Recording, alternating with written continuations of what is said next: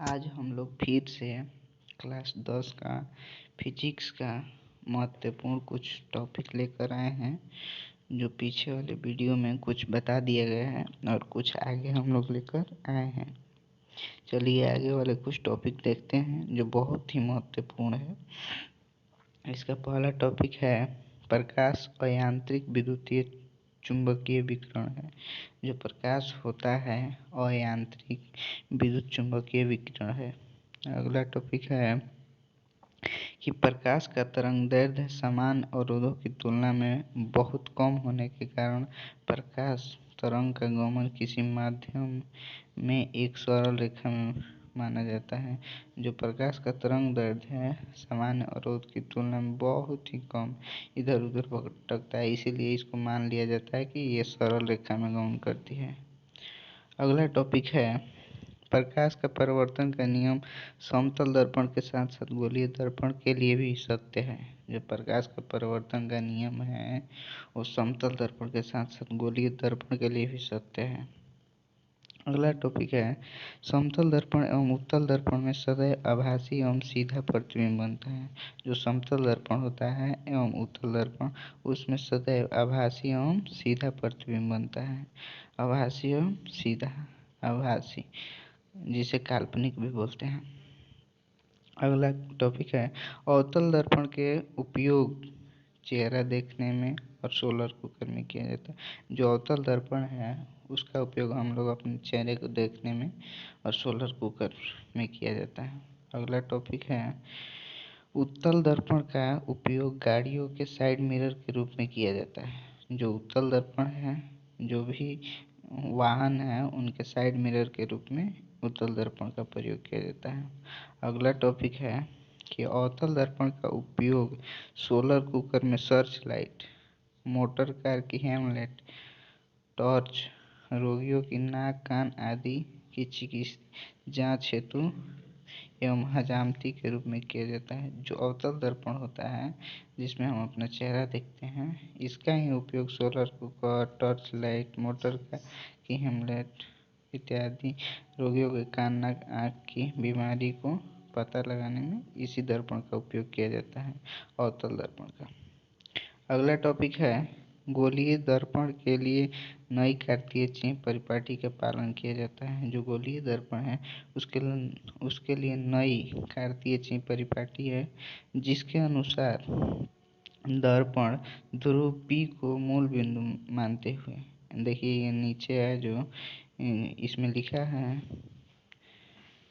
कि आपतित किरण, जिसके अनुसार दर्पण के ध्रुव P को मूल बिंदु मानते हुए दर्पण के मूल बिंदु, आइए यहाँ पर देखते हैं, ये जो है दर्पण का मूल बिंदु है, ये जो है दर्पण का मूल बिंदु है P, दर्पण का मूल बिंदु P, इसको मानते हुए यहाँ पर लिखा गया है कि दर्पण मूल बिंदु P को मूल बिंदु मानते हुए आपतित किरण की दिशा में मापी गई सभी दूरियां धनात्मक होती है।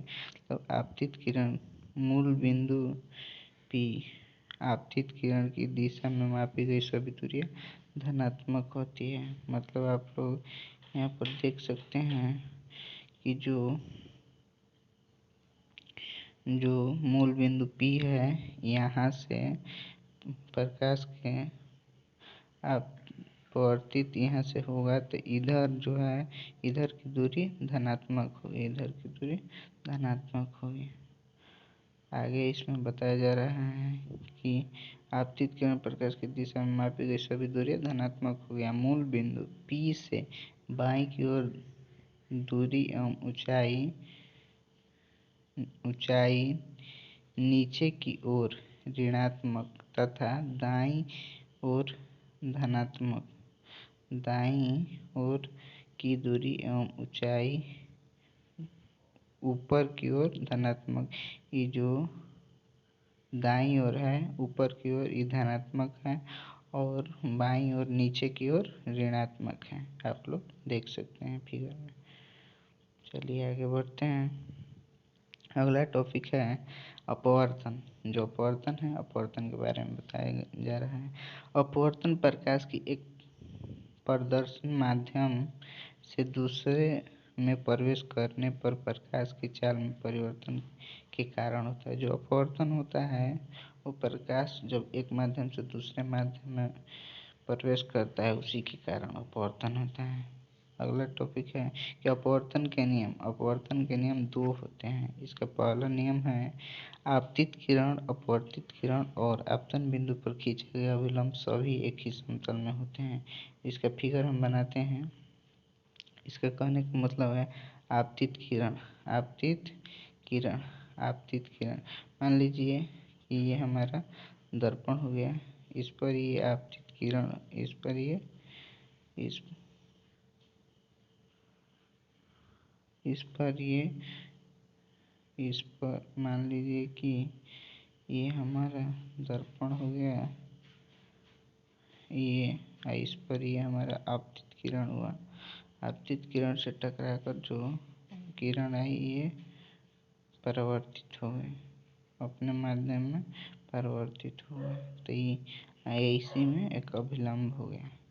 तो यहाँ पर बताया जा रहा है इसमें कि आपतित किरण, अपवर्तित किरण और आपतन बिंदु पर खींचा गया अभिलंब सभी एक ही समतल में होते हैं। तो एक ही समतल में थे। इसका दूसरा नियम है कि आपतन कोण की ज्या तथा परिवर्तन कोण की ज्या। यहाँ पर बताया जा रहा है कि आपतन कोण की ज्या, जो इस तरह का है आपतन कोण की ज्या, मतलब जो आने वाली है ये आपतन कोण हो गया आई हो गया परिवर्तन कोण आर। तो इसी को साइन आई बटा साइन आर, तो वही लिखा गया है कि आपतन कोण की ज्या साइन आई तथा अपवर्तन कोण की ज्या साइन आई साइन आर का अनुपात किन्हीं दो माध्यमों के एक नियतांक होता है। इस नियम को स्नेल का नियम भी कहते हैं। इस नियम को स्नेल का नियम भी कहते हैं, जो साइन आई बटा साइन आर होता है। इसका फॉर्मूला होता है साइन आई बटा साइन आर बराबर एक नियतांक।